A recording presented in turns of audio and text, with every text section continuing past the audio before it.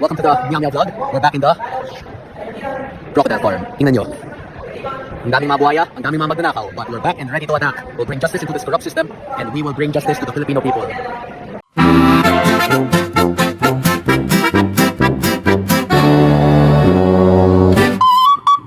Hello mga kababayan, and we are back into another Ururan Moments. Grabe, sobrang excited ako at hindi ako nag-iisa today. Meron akong makakasama ang beshiwap ng bayan, ang aking friendly Joey Cruz!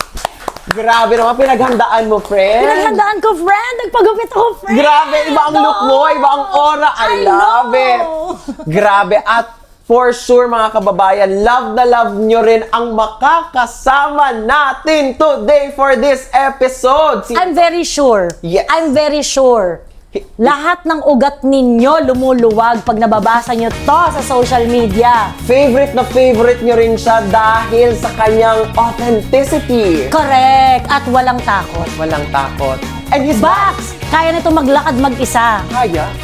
And he is so back, Ate Joey. I know. Yes. Oo. Kaya wag na natin patagalin pa. Palakpakan natin! Cong Kiko! Barsaga! Cong Kiko, kamusta po kayo? Goods naman. Very good. Thank you, Cong, for joining us for this episode. Yes, simple lang po ang mechanics, Cong Kiko. Mga kababayan, alam nyo na yan. Pag hindi mo bet, Cong Kiko, ang sasabihin mo lang ay Urur. urur. Pag bet mo siya at gustong mo siya, ang sasabihin mo ay Okay. okay. Pag no comment ka sa kanya dahil wala akong comment, hindi ko siya masyado feel or kilala, ang sasabihin niya ay handa ka na ba, Cong Kiko? Okay, unahin na natin, Cong Kiko. What's your opinion? What's your reaction? Sandro Marcos. This is Sandro Marcos. Okay. Okay ka sa Okay. kanya? Okay naman sa kanya. Since we have to separate the problems of the father and the child, and we always have to expect na a child could be better than their parents. Katulad niya, there are plenty of children with parents of questionable. There are plenty of children in Congress with questionable origins. Like for example, Sandro Marcos, Ryan Recto. They have parents that are people I don't agree with. Pero they also have potential. In any situation where you can do evil, there's also situations when you can do good. I see. Pero parang sinayang lang niya. But we'll see. We'll see. We'll see. We will see. Correct. Oo. We'll But for now, for now. okay siya. Okay naman ako sa lahat. Friendly po sa. Yes. Okay ka rin kaya sa kanya, Cong Kiko, kung ang sasabihin kong pangalan ay Edwin Guardiola. Guardiola, hindi ko masyadong kilala siya. Para siyang, mas kalaban siya ni Leviste kaysa kalaban ko. But I am friends with Leviste and his enemies are my enemies. So, Ay. siguro kalaban ko din So, yun. But urur or u? okay din. Okay. Okay, Oo. because I don't want to immediately judge him before I know the story, but from Leviste's perspective, I can tell na madaming issues kay Guardiola, and I believe nagkaroon siya ng freeze order sa kanyang mga bank assets a few months ago, mga 2 months ago. Correct. So, we'll see how the investigation goes, but right now, hindi ko pa masyadong alam. I don't have enough information to comment on it, but I support Leviste if he chooses to fight Guardiola. Fair enough. Fair enough, Ate Joey. Fair enough din ba kung sasabihin kong very controversial ngayon? Franco Mabanta. Franco, hindi, okay ako sa kanya, okay. Yeah, we're friends. I hope everything goes well in his legal case. And hindi ko pa siya masyadong nakakausap recently regarding that kasi ang alam ko naka-detain siya for the last 2 or 3 days. But we have plenty of mutual friends that told me about the issues. So we will see based on this legal defense What's gonna happen. What's gonna happen and what the details are. Pero So, ngayon wala pa akong masyadong alam. Franco Mabanta is okay. Okay. Okay. Very okay. We're Very actually okay. good. Yeah. He's a We're good guy's friends. guy, no? He seems to project ba yung really cool guy who knows everyone. Oh, and I was also there in his wedding Yeah. last month, 2 months ago, mga ganon. Oh. Yeah. Oh. Yan din ba kaya ang opinion ni Kong Meow? Kung isasabihin ko at isasabihin ko sa kanyang Boying Remulla. Okay naman? Yeah, okay. I had no problems with Boeing kasi very separate yung nagiging issues na mga hinaharap namin, especially the difference between Ombudsman and Congress. And parehas kami sa Cavite, but I was not, hindi pa ako public official during his term kasi natapos ang termino niya noong 2019, I believe. 2016 to 2019 siya naging governor. Ako akong tumakbo 2019 to 2022. That was my first term. So, hindi ko siya naabutan and I've met him like once or twice. So, there's no... Okay. Walang overlap pala between you sa... Walang overlap. Yung anak niya yung governor namin ngayon. Pero, nung naging governor yung anak niya, nasa capital...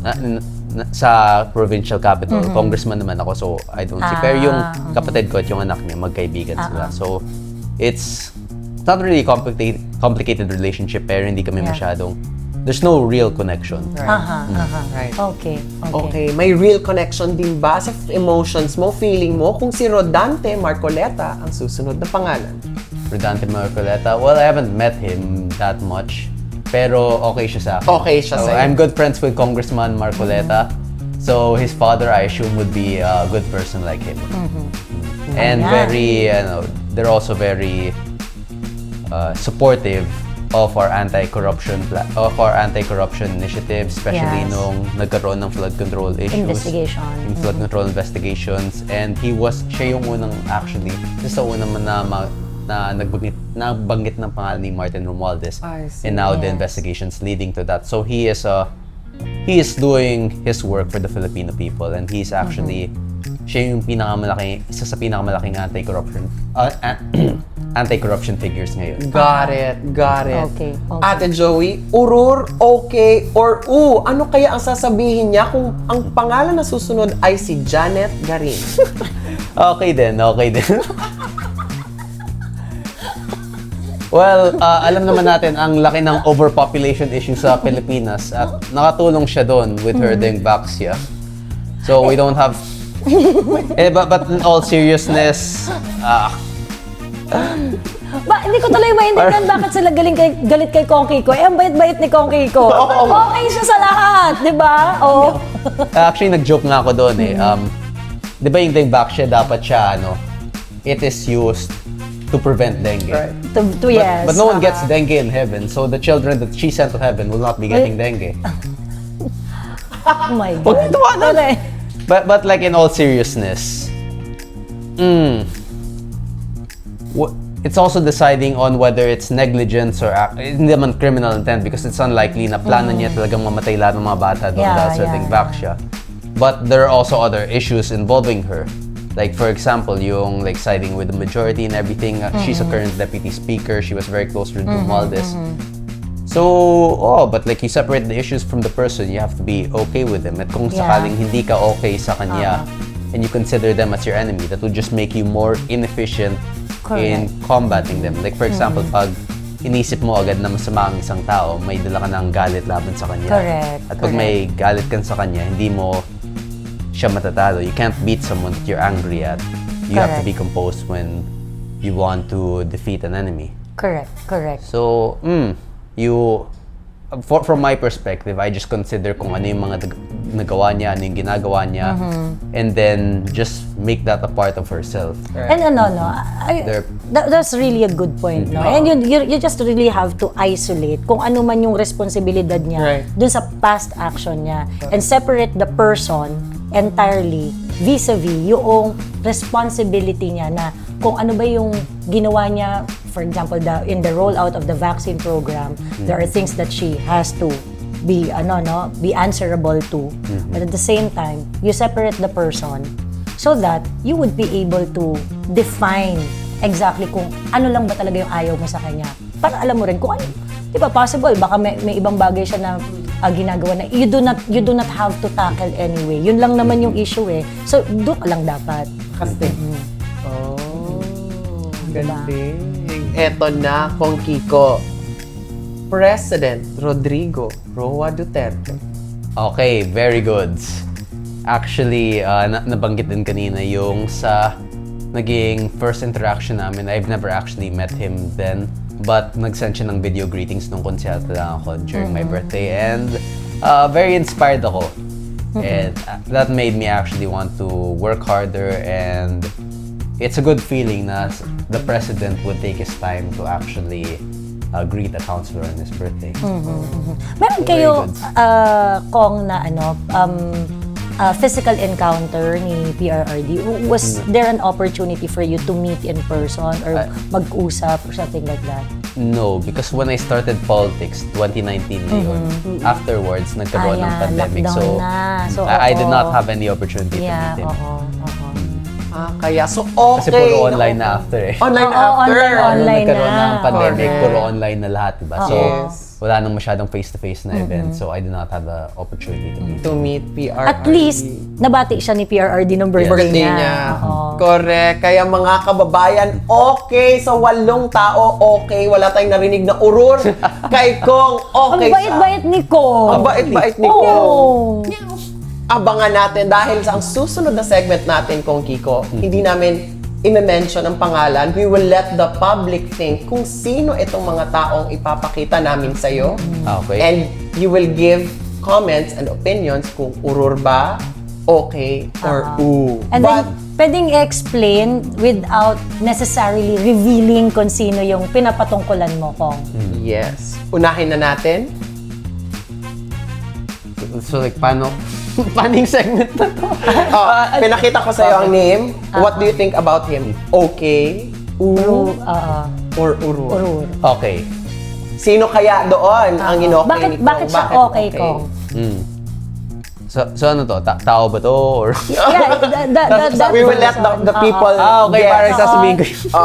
So parang bakit siya okay sa'yo? So parang describe mo siya, Cong, kung bakit okay yung tao na yun sa'yo. And then people will guess kung Sino kaya, siya? Sino kaya dinidescribe ni Cong Meow? Well, firstly, very vocal anti-corruption figure din siya. Pero from a different province. Parang Kiko Berzaga or parang version ko if I was from outside of Cavite. So okay siya sa'yo. Very okay. Very okay. Sino kaya mga kababayan? Comment down below kung sino ang Okay, Okay. kay At sino kay siya? Cong Meow. Ayan. okay din ba siya sa'yo? Okay. Paano ba ipaliwanag ko na hindi siya salita? Sigurado ka okay Cong? Okay. Okay. Kasi friend siya ng, he was a former friend of my father before he passed. So, before my father passed, siya buhay pa. So, parang mas madaling manghula kaysa magbigay ng hints sa manghuhula eh. Ano yun? Mahilig din siya sa meow meows kasi may cat shelter din siya. So, ganun. For that reason. For that reason. For that reason. May post din siya about cats, which is the most random thing that I've ever seen. And actually, si Franco Mabante yung nag-send sa akin nun. Okay. So yun ang blind item niya. Okay. May blind item ka pa ba gusto i-share? Wala. Yun na yun. Yun yung hint. Okay, siya. May cat shelter din siya. Ang panghuli naman, sino kaya mga kababayan, Ate Joy? Sino kaya? Okay. Paano ba ipaliwanag to? Parang siyang Kiko Berzaga, pero hindi siya Kiko Berzaga kasi ano na siya, hindi siya meow meow. Kung parang ako siya pero hindi nag-meow meows. Meow. Sino kaya mga kababayan? May hula na ba kayo? May kilala kayo? May suggestion ba kayo, Ate Joey? Oo nga feeling ko sasakit yung ulo ng mga tao sa comment section. Yung last answer nagma-meow meow din siya but only in his last moments nagma-meow meow. Na-inspire ka ba, Kong, nung last person to do what you're doing right now? Yes, but at the same time, what I'm doing right now is not specifically tied to one person. Hindi siya sa isang tao lang. Kasi lahat nakaka-inspire sa akin is my friends, my enemies. Yeah. Like for example, pag may nakita kang gumagawa ng masama, nai-inspire ka na gawin yung tama. Pag may gumawa ng mali, nai-inspire kang gawin yung tama. If you see someone being lazy, or like for example, kumakain lang sila, tumataba, hindi nag-exercise, they're living a carefree life, and they're letting... Saka lang naman kung... medyo naging masyadong philosophical nito. Pero like for example, nagiinuman sila, bata pa sila, they should be studying, they should be exercising, they should be building towards their future. Correct. Pero hindi nila ginagawa yun at iniisip mo sayang lang na yung kabataan nila. Mas nakaka-inspire yun na you have to work do harder. better. You have to do better because if kung hindi mo gagawin yun, if you do not stand against corruption, then you will be the one who is corrupt. Correct. So, na-inspire ako tuwing nakita ko na may mga congressman nagnanakaw kasi naiisip ko na pag wala akong sasabihin, wala akong gagawin, magiging ganun din ako. And that's what inspires me to do what is right when I see people Correct. doing what is wrong Correct. in order to not become like them. Correct.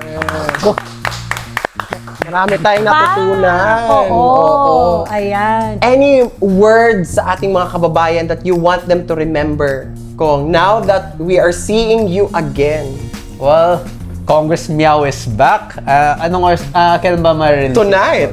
Tonight, Congress Meow is back, ready to attack. See you all on Monday sa Congress. Correct. At maraming salamat, Kong Meow, sa Thank you. lahat ng heart attack na hindi nangyari. Dahil nung nakita nila yung post mo, Kong, lumuwag yung mga ugat-ugat nila.